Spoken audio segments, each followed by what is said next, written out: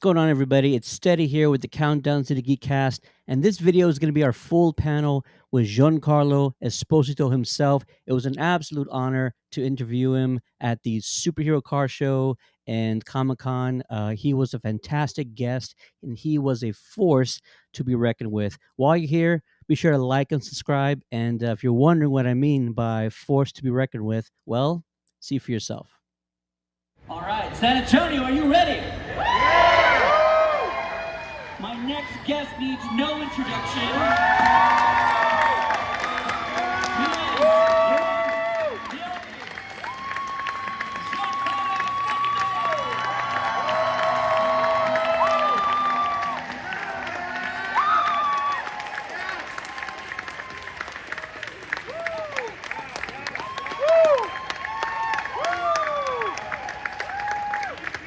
Keep it going, keep it going.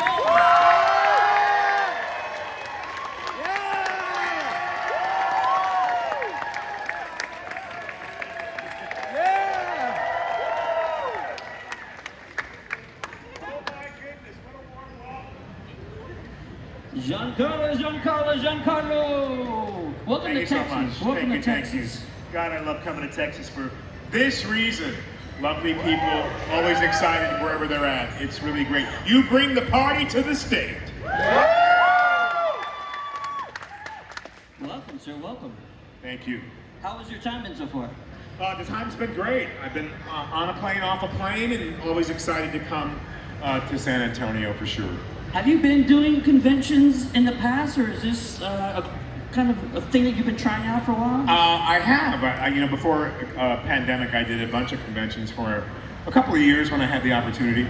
Pandemic hit, we all, went inside and went underground, and after we came out of that, I decided that I would come out and do some more conventions. I believe I was here in the state, in San Antonio a year ago. Because I remember wanting for many years to go to the Alamo, and I finally went and had a great time. How was it? It was fantastic. Yeah, really good. It's beautiful. I'm glad you. What made you want to go and check out the Alamo? Well, I've lived in Austin for many years. We have Austin! And I never had the opportunity to get to the Alamo, and read about it, of course, in history books, and wanted to see and feel the energy there. So. When I was here last year, I went over and was able to take in that historical site. I love hearing that. We're very proud of our city, so we try to, keep it beautiful and very nice for guests and visitors. George Strait! Oh, yeah. We got George, we have a few actors that live here, and a bunch that live in Austin too. They're starting to move over a little bit more than you expect. Can I just say that I've been waiting all week until this morning to watch this week's episode of Better Call Saul. Any fans in the house? I wanted it fresh in my mind.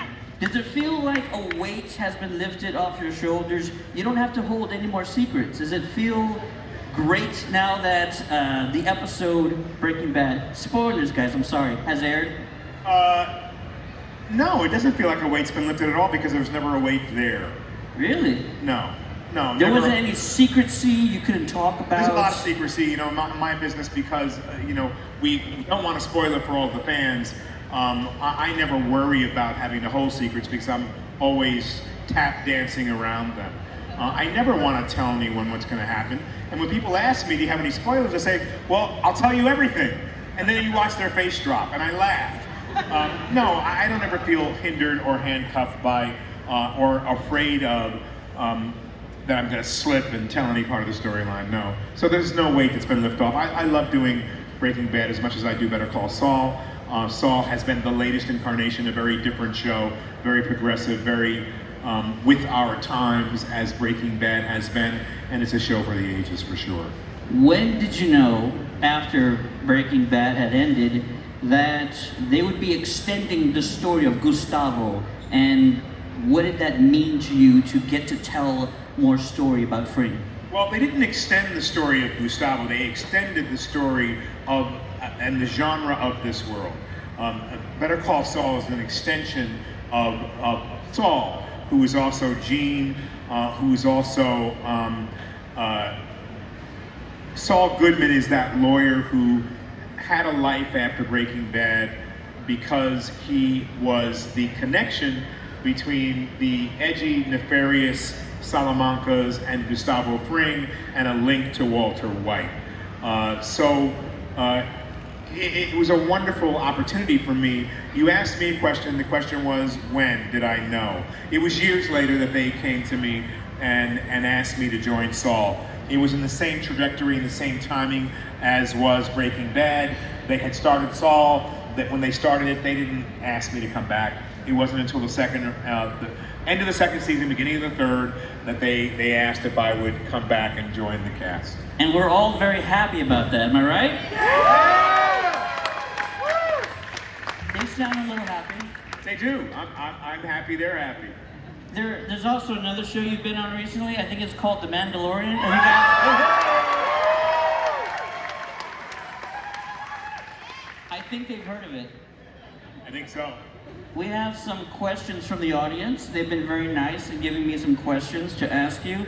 The first of which, in relation to The Mandalorian, did you ever feel guilty about being so mean to baby Grogu? Not one bit. I will squash that big-eared bastard.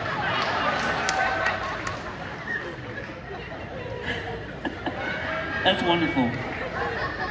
Can we talk about how that came about? Did you get a call from Favreau? What did they say to you? Did you even need to hear anything? Did you just say, yes, it's Star Wars, the answer is going to be yes? I got a call from Jon Favreau, who I worked with on Revolution years ago, another great television show, and he collaborated, he collaborated with Eric Kripke, who does another show that I am currently on called The Boys.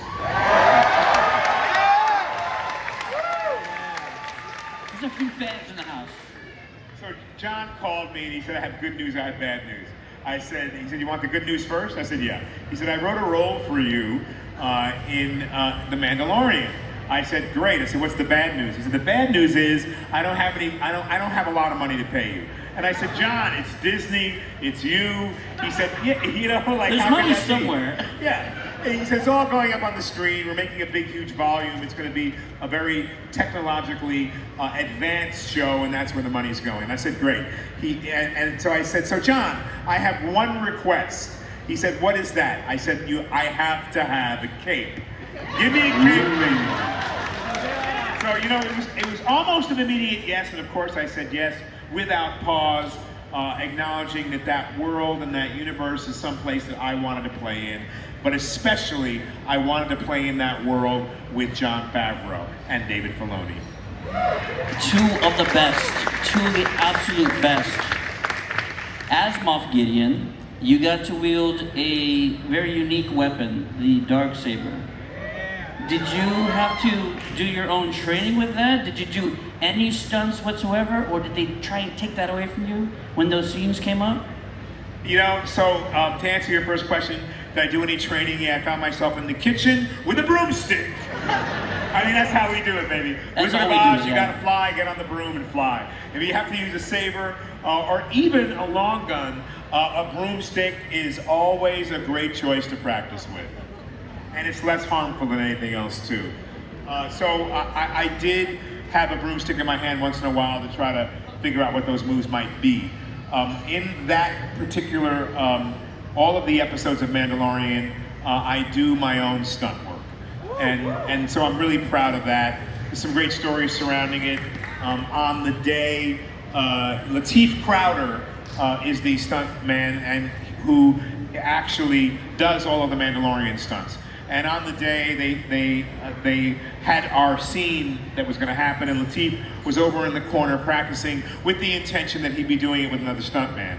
And the guy came out, he was a stuntman / stand-in, and he was 30 years younger than me, he was 30 pounds lighter than me, and he was standing there with sloped together shoulders in the exact same costume. And I looked at him and I went,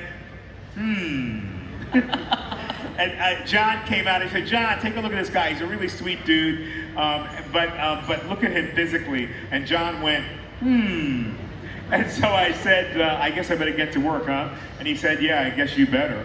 Oh, man. You're the star. Put some padding on that guy. Okay.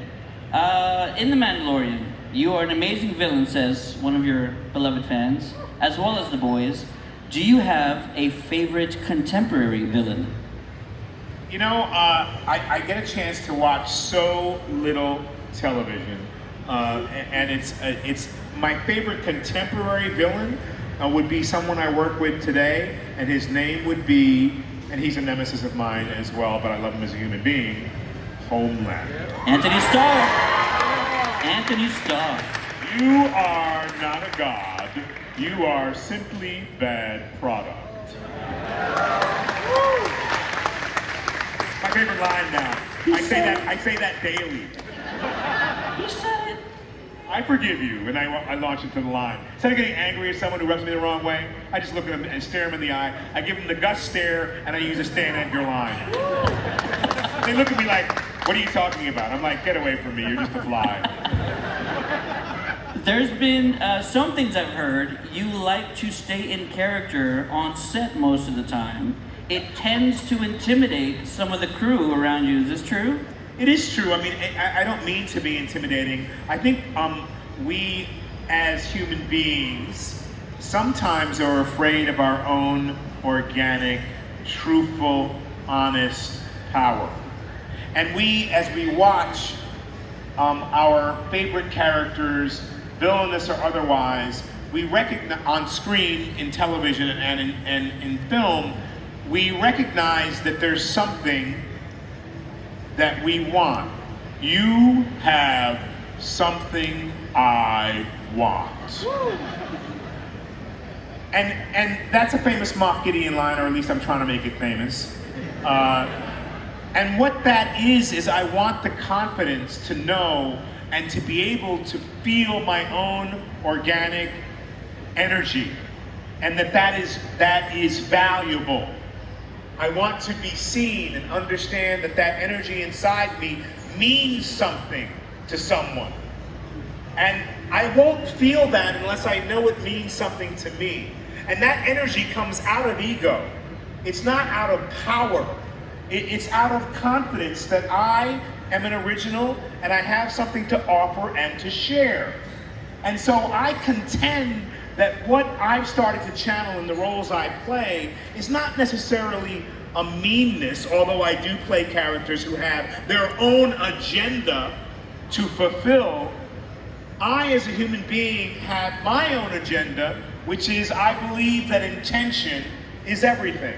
And I believe that what we're looking for is our own embrace and gratification, that we can accept ourselves for who we are. And yes! And that person is beautiful. And that person is smart, intelligent, inquisitive, in wonder, excited about life. And therefore you have nothing to prove but to be who you are. Amen. Love yourself, be yourself. Beautifully said. Y'all didn't know we were going to Gustavo Church today. I have a question again for Moff Gideon, and I'm being fair asking it, but I know what the answer may be. Even though Gideon was sent to be executed for his crimes, I'm going to change this up a little bit. Don't be mad at me. What are the chances we may see Moff Gideon in a future season? The chances are high.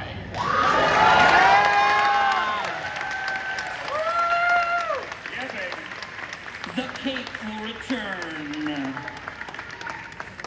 I gotta tell you, just to share something with you without spoiling anything, that season 3 of The Mandalorian is off the chain. You'll be amazed. And that's the entire Comic-Con weekend. Thank you. Good night. I am so excited. I can't read right now. You have so many amazing roles over the years. I know this is like asking who's your favorite child, but is there one that you just look so forward to playing? I answer this question with a big thud because I always answer that my favorite role is the one I'm working on now, because I don't wish to live in past successes. I can enjoy them, they can inform all of who I am, and of course my well-rounded career, but what excites me is to be in the present. So currently, hey Michael! Michael Jackson in the audience, Michael Jackson. Simone. He's my favorite too, it's good to see you again. I'm gonna come to your concert tonight, okay? Or you come give me a private concert over at my table. I love it. You know, if we're present in the moment, we love what we're doing now. Do I have some favorites? Yes, I do. I love Night on Earth. It's an obscure movie by Jim Jarmusch that probably some of you have seen, but not many of you. I love The Usual Suspects because it's an iconic film. I love Do the Right Thing because it changed how we look at film for African Americans and black people, and it woke up the world to see how some other culture lives. So I do have ones I'm very fond of, but to be in the present is the best for me. I'm currently working on a show called The Driver, based on a British show of 3 2-hour episodes of a series, limited, and we've taken it, put it in America.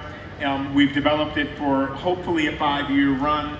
It'll be with one of my favorite networks ever, AMC. Absolutely. And it'll be announced soon, and we start shooting on Monday. So I'm excited.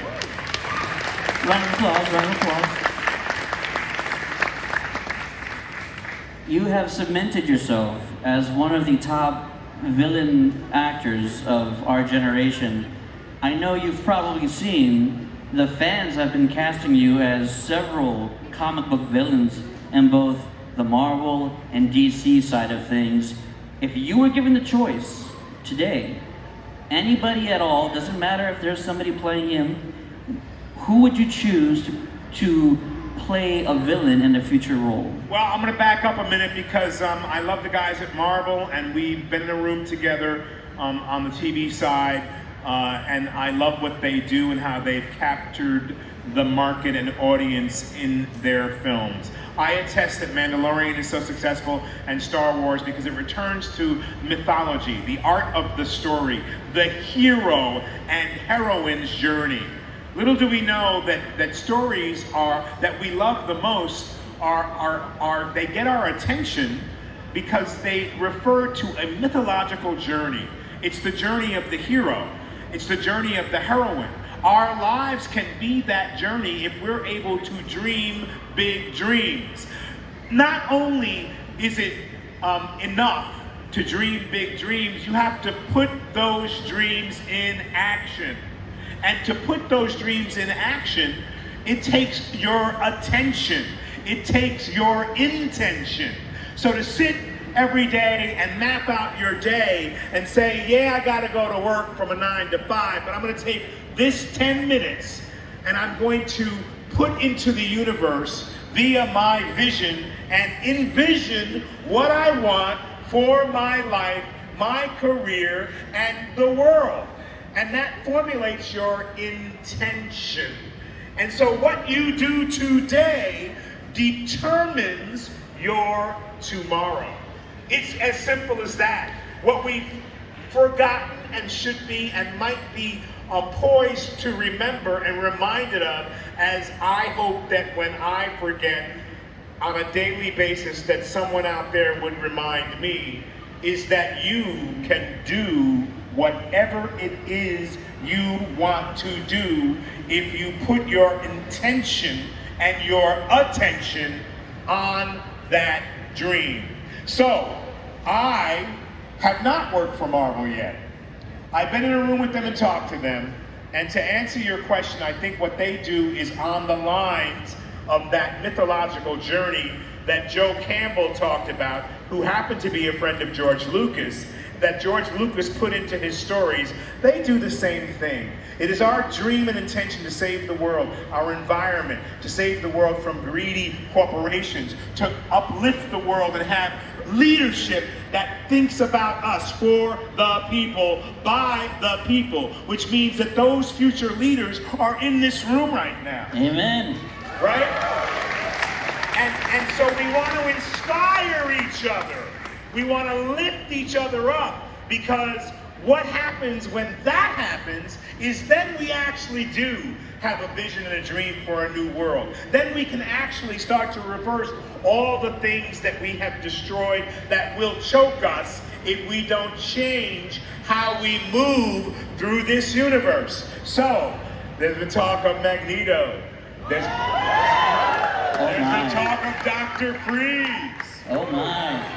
There has been talk of, who else are they talking about over there? Dr. Doom. Victor Von Doom. Doom. And there is Professor X. Don't do this to us. Pick one. Pick one. I'm gonna go for something that is a little bit different. Ooh. I'm gonna go and put it out in the universe that it is Professor X. You heard it here first. Fans have been dying to hear that, I gotta tell you. It's not in the bag, it's that all the fans, the majority of fans are saying, hey, that would be great. And I wanna say, keep going, because that affects them. They hear that. And I love Patrick Stewart, who played that role, and I think they want to re-envision it. It turns out that they may be ready sooner than later to do that. I think they're not quite ready for Magneto or Freeze.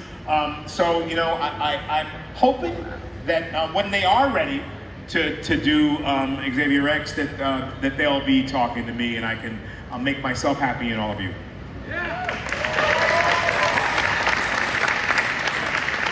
Just a real quick pulse check. If Giancarlo plays Professor X in a future film, would you guys like that?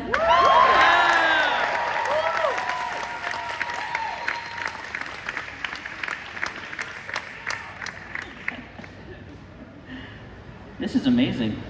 I'm having a good loving it. time. I want you to have a good time. You deserve it. You've been providing entertainment for us for many, many years, sir. Can I need to ask you about Tony Dalton, who plays Lalo on Better Call Saul. Any Lalo fans? Love Tony. I have never been more terrified of someone who smiles so much on screen.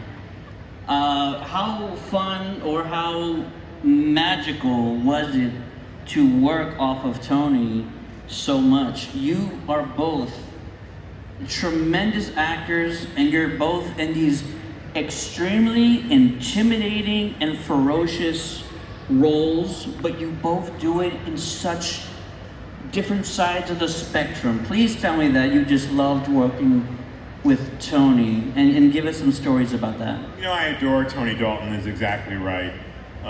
You know, anyone who can do what he does and with such ease and grace is really a master.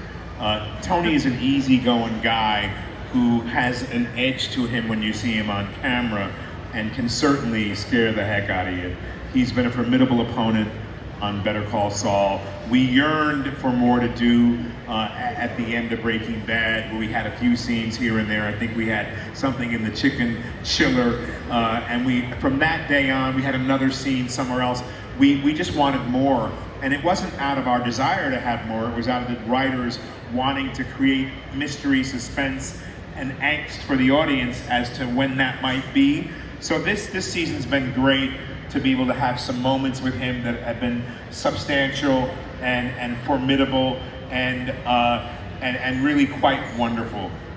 You know, back in Breaking Bad, we had our scene in the chicken chiller. I looked at this guy and I went, You know, he was interesting and affable, always affable.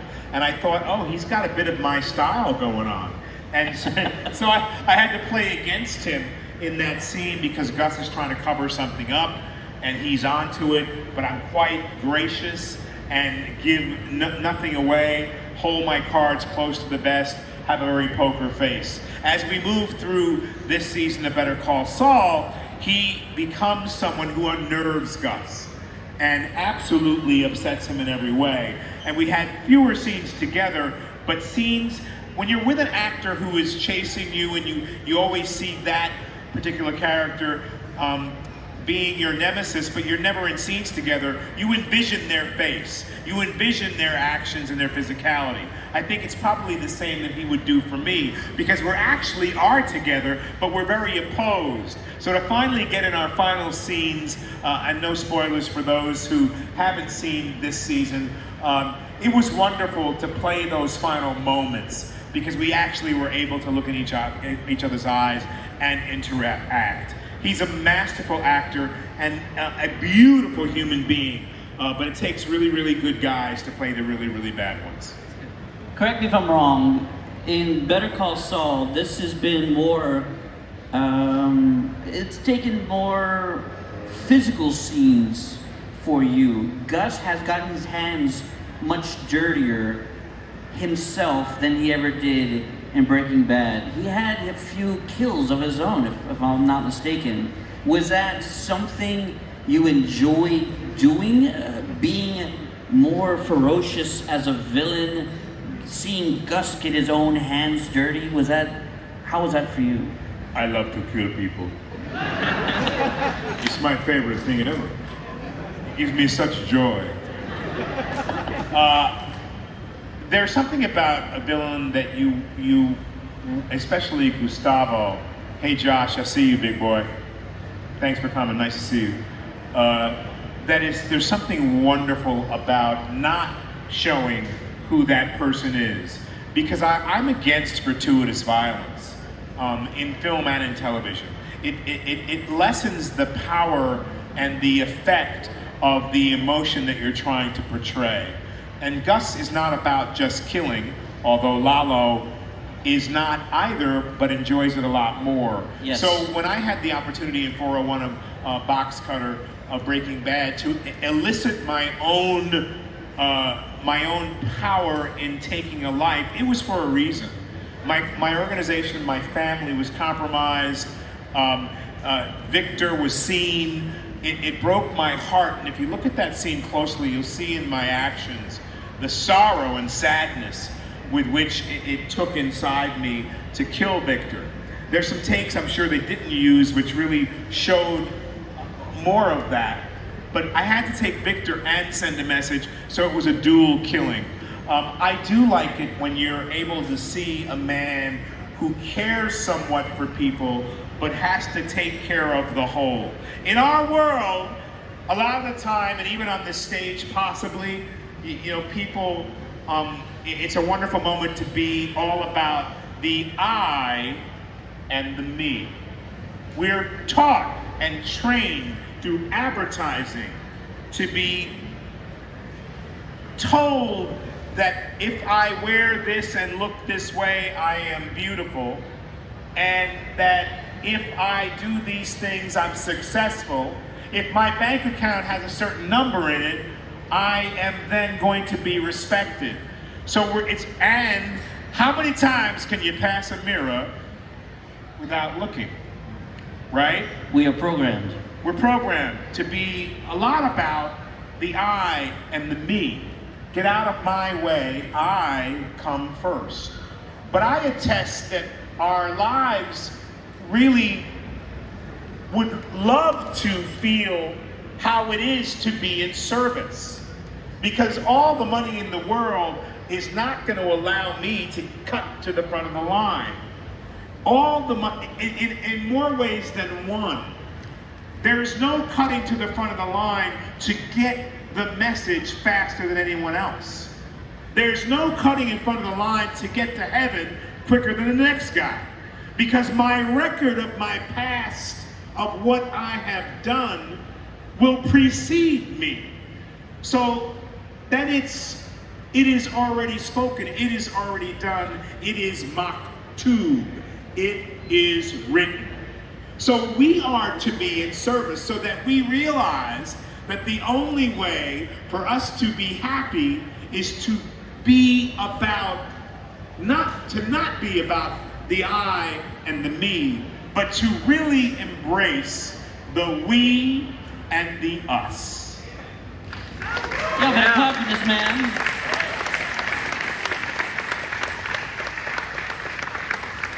Take me to church. I have it's kind of a silly question, but I am very curious to know, when will they open a Los Pollos Hermanos in San Antonio? Oh my goodness. I've been dying to open a Los Pollos Hermanos. I can't quite use that name because Disney owns it, and so it's not possible. I lived in Austin for many years, about 5 years, with my youngest daughter who came there to live with me when she was 10. I do love Texas for many, many reasons. I do hate Texas for many, many reasons. Yeah, you got that, huh? But I don't hold it against Texans. And I don't hold it against anybody that every state in the union has one problem or another in one way or another. We're human beings, we're here to embrace and love each other. And I am a fan of Austin and a fan of Texas. There is, however, a Gus's Chicken in Austin. And, you know, so I could use Gus is famous. I could use, you know, Gus is here. I'd love to open a chicken joint. It's not on my cards right at the moment, but you never know if the show could be extended to the rise of Gus. I think they missed it. Say that one more time. The rise of Gus. And then chicken would definitely be in all of our futures. I was surprised to learn this week that there's an actual Yelp profile for Los Pollos Hermanos. I don't know how that got there. We have another Gustavo question. This is from Carter. Was it tough transitioning from nice guy restaurant owner to cold, calculating drug pen? Is that like a switch for you? It is a switch. You know, I loved when I read the first script because I had worn the black clip-on tie years ago in military school. And I attest that the hero is what we all ascribe to or want to dream to be. But I also believe that the anti-hero, the villain, the bad guy, is simply a fallen hero that nobody listened to. And in our lives, don't we want to be seen? Don't we want to be seen like for who we really are? But if we're unable to be who we really are, we act as if. So then we're not showing anyone who we really are. And if you really want to be seen, then that means being seen for all of your good, all of your gray, all of your light, all of your dark, all of your good, all of your bad. And you have to trust that people would understand.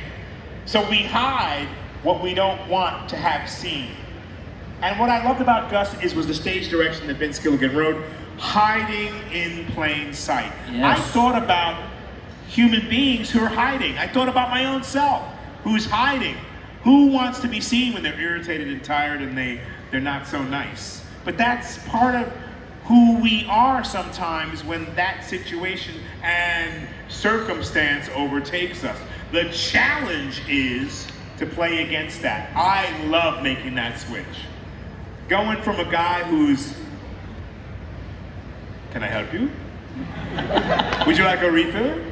Is everything to your liking? That's the guy that's in service. That's the angel of who I really am. Yes. To the guy who says, tell me what happened again? Kill him. Right? Get that obstacle out of my way. And maybe what I'm trying to say is that if you can get the obstacle of you, the obstacle that's in your way, the you, because everyone, many of us, not everyone, talks about the theys in our world. You know, they wouldn't let me do this, and they told me this, and they shut the door in my face. And I attest that they, if you could really figure out what that really means to you, I'm a guy with I have a problem with authority. And so I'm the one who relates to the theys, and I always have. Tell me to go left, I'm going right. You know what I mean? I don't want to do what I'm told. Yes. But if you can't, you can't lead unless you are able to follow. You can't be a part of a group of men or women or human beings unless you're completely willing to not leave a man behind. You can't be a part of the economic success and share in the pot of gold unless you're willing to split that pot of gold up between everyone. And that's just how life works. The more you give, the more you get. Amen. Amen. Round of applause. Gustavo is a very nuanced character, very few lines, limited nonverbals. How difficult is it as an actor playing a role like this in which you have to get things across with minimal actions? I love that because it's a training day. I just had a 12-page day on another show that I do called Godfather of Harlem, where I played Adam Clayton Powell Jr. I did 3 episodes in one day, 3 different directors, 6 costume changes, 12 pages, unheard of in television. And I started to get like, oh my gosh, how am I gonna do all this? I had to memorize all this stuff, and that was all fine, it's what I do. And then the light went off somewhere around 9 o'clock in the morning after a 5 o'clock call and a 2-hour makeup. I went, this is a training day. This is what I love. This is not a performing day. I was so nervous to be. We put a lot of ownness and a lot of pressure on ourselves. Yes, we do. And if you took some of that pressure away and said, this is a day for me to learn. This is a training day, is what I call it. So for me to play a character who exhibits everything in his eyes and very few words is a training day. Because I'm Italian, Giancarlo Esposito, I speak with my hands, I gesticulate and all that. Gus does not. Gus, that must have been tough. It's a practice. It's not tough. I've, in a way, mastered it now. But my favorite episode is 401 because I say nothing. My actions speak louder than words. Absolutely. Absolutely. You've also jumped from the front of the camera to behind the camera. You directed an episode of Better Call Saul. How will this inform future roles that you take? I always feel informed by directing because I feel like some other part of me comes alive. I become awake, as I'm asking all of you in the audience to do today. I have become awake again because it's another part of your brain that works. We don't use all of our brain facility. Proven scientifically, we haven't triggered ourselves or trained our heart, soul, and mind to use our brain to its fullest extent. So imagine if we were able to do that eventually and put our heart and soul to it so that we're not just regurgitating information, but we're able to also feel vibration, which is we're human beings who are 90% water, who are heartfelt, emotional, and intellectual. So if we're able to put all that together, it would be great. Directing this episode of Axe and Grind, episode 606, was a wonderful experience for me because I was able to not worry about how I looked. I walked on the set and I had, shorts and long socks with an old nasty sweater on and a jacket, and the crew didn't even recognize who I was. They were, oh, who's that? Oh, yeah, it's our director. Because my brain was focused on painting a picture, right? It was like, you see those people, you go to museums or you go to the park and someone's sitting there with an easel and they're completely focused and they're painting an oak tree that's sitting in a natural setting. And they're not paying attention to anything else around them except for the beauty of what they see. And as a director, you have to come out of the vision of how you want everything to look. And you have to be specific about it. It takes work to do what I do. It takes work to do what each and every one of you do. It's taking for granted that you put your attention on that work in a certain way. And so if you're not getting pleased by how you're going through your day, no matter what work you do, I attest to it's all creative. You can rediscover it by reminding yourself. I watched some ladies get on a plane this morning. I was at the airport at 6 a.m. in the morning. I boarded the plane at 5:25. I watched 4 flight attendants get on the plane. The first 2 walked up, and I could tell they were older, more seasoned, had done it a long time, and they were kind of walking slowly and kind of looked at each other and kind of a little grumpy, maybe they had their coffee, maybe not. But I could tell through their physical body language, it was just like that kind of deal. And I just observed them. And I went, oh, okay. I mean, they weren't not excited to be there, but they weren't quite excited completely with their whole being to be there. And so I kept watching, they went on, and then another couple of flight attendants got on. All four were ladies, and the two that came next had a different energy. One girl popped up to the thing and put her badge on the thing and went, oh yeah, okay, blah, blah, blah, blah, blah. And I went, oh, that's a different energy. That's an energy that says, oh, I want to be here. Oh yeah, let's go. Oh, I'm gonna welcome you to my, you know, it was beautiful to see. So it reminded me that as we go through our lives and we do something over and over and over again, they say it takes 10,000 times to become a master at anything, or more. But I attest that if you put your heart and soul into mastering your lives, you'll be able to walk in a lighter way and be lighter about what you do, like the second set of flight attendants I saw come to that counter. And I got on the plane, and sure enough, it was true. The two that came on with that energy, everything was smooth for them, and they were making everything smooth for everyone else. So, you know, pass on the gift of lightness and brightness, and know that you make a difference in your continence to everyone you come in contact with if you carry that feeling in your being. Share it. Amen. One last question, and we'll try to make this as quick as possible because I know you have a lot of photos and autographs to take. Your fan says, while I admire your acting, I admire you most as a human, always positive and energetic. In a world where it is easy to become cynical and entitled, you remain a bright light. They go on to say, I know you practice some form of yoga. Could you expand on that for someone needing help finding their center? First of all, thank you for that wonderful observation, or just the observation for whatever it is. To find your center, I suggest that we all slow down.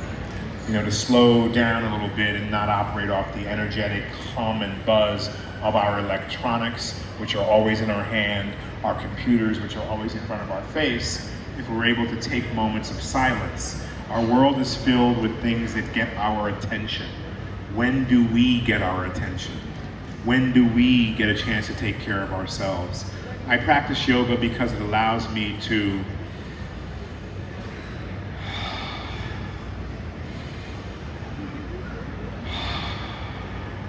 breathe. And in between those breaths, my thoughts will come up. When I breathe, my senses get heightened.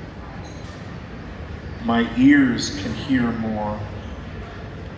My vibration gets lifted because I become more attentive to what's going on inside.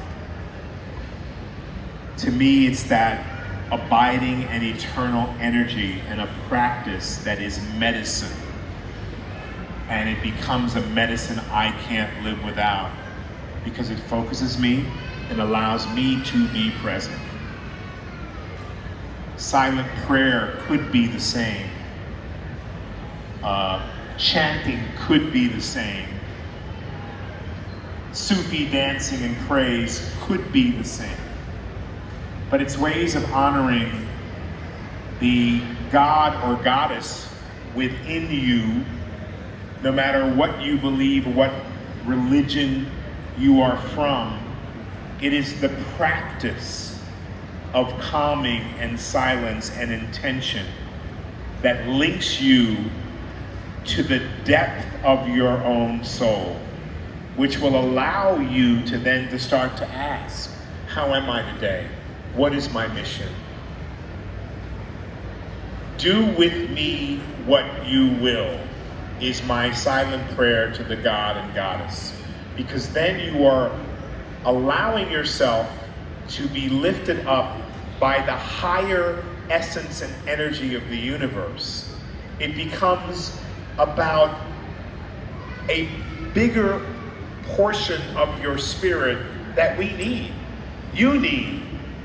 And it's giving the ultimate gift to yourself, and that's the gift of mastery, love, kindness, compassion, and caring for yourself enough to center and be calm and be relaxed in any given situation or circumstance. So for me, it ultimately allows me to be present in my life, out of my ego, into my heart, out of my brain, into the essence of what I think we all are looking for. I want to be loved, but I didn't realize that there was no love for me unless I loved myself. And that's where it begins. Be yourself, love yourself. Giancarlo, thank you so much for being with us. You got a lot of people Thank to you. meet. San Antonio, make some noise. Hey guys, AJ Nyman here. For more Geekcast episodes, subscribe to us on your podcast app and please write us a review. Be sure to like us at Facebook at facebook.com/CountdownCityGeekcast. Follow us on Twitter at ccg_podcast or visit our website at www.countdowncitygeekcast.com. See you later, guys.